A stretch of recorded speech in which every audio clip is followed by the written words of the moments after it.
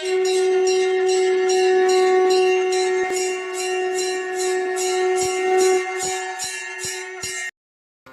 ஸ்ரீ குருப்பியோ நம.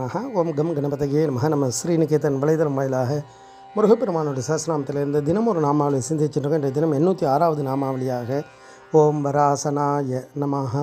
முருகப்பெருமான் இந்த நாமாவளி சிறந்த பீഠத்தை ஆசனமாக உடையவருக்கு நமஸ்காரம் அப்படின்னு வர்ணிக்கிறது. இறைவன் ஒவ்வொரு ஆசனத்தில் அமர்ந்து அனுகிரகம் பண்ணக்கூடியவர்.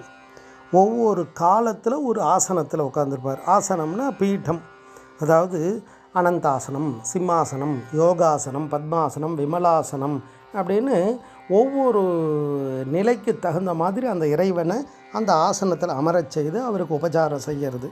அவர் ரத்ன சிம்மாசனத்தில் உட்கார்ந்து அனுகிரகம் பண்ணக்கூடியவர்.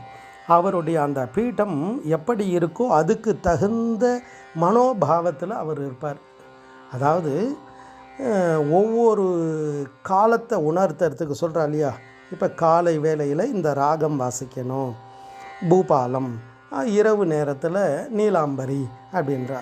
ஏன் எதுக்குன்னு கேட்க முடியாது. அந்த இசைத்தன்மை அந்த காலத்தை உணர்த்திடும், அந்த காலத்துக்கு தகுந்த மாதிரி செயல்படணும். அது மாதிரி இயற்கை நியதி மாதிரி சுவாமி ஒவ்வொரு ஆசனத்தில் இருக்கும் பொழுது ஒவ்வொரு செயலை செய்வார். அப்போ அந்த ஆசனத்தை வைத்து அவருடைய அனுகிரகம் எப்படி இருக்கும் அப்படின்றத சொல்லுவாள். வர அப்படின்னா மேன்மையான, சிறந்த அப்படின்னு அர்த்தத்தை கொடுக்கும்.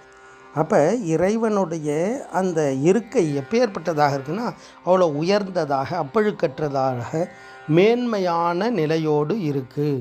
அப்போ அவருடைய அனுகிரகமும் அதுக்கு தகுந்த மாதிரி இருக்கும். அப்பேற்பட்ட அந்த பரம்பொருள் நம்மளுடைய ஹிருதயத்தில் அமரணும் அப்படின்னா அதை நம்ம எப்பேற்பட்ட ஒரு உயர்ந்த இடமாக மாற்றணும்.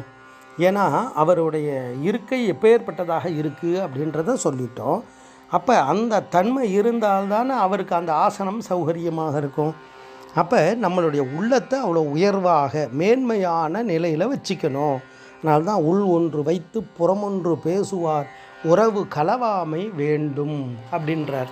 அப்போ அந்த மன தூய்மை தான் முக்கியமானது.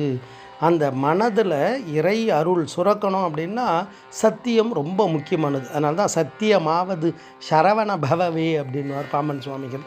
அப்போ இறைவன் அவர் எங்கே இருப்பார், அவர் எங்கே அமருவார்னா தூய்மையான இடம், தூய்மையான உள்ளம், அந்த இடத்துல தான் அவருக்கு ஆசனம் இருக்குதுன்னு அர்த்தம். அப்பேற்பட்ட அந்த ஆசனம், உயர்ந்த ஆசனத்தில் அவர் எழுந்தருளி அனுகிரகம் பண்ணுவார்.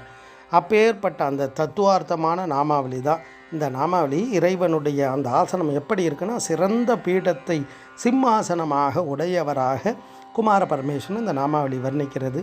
ஓம் வராசனாய நமஹ. ஸ்ரீ குருப்பியோ நமஹ. ஓம் சும் சுப்பிரமணியாய நமஹ.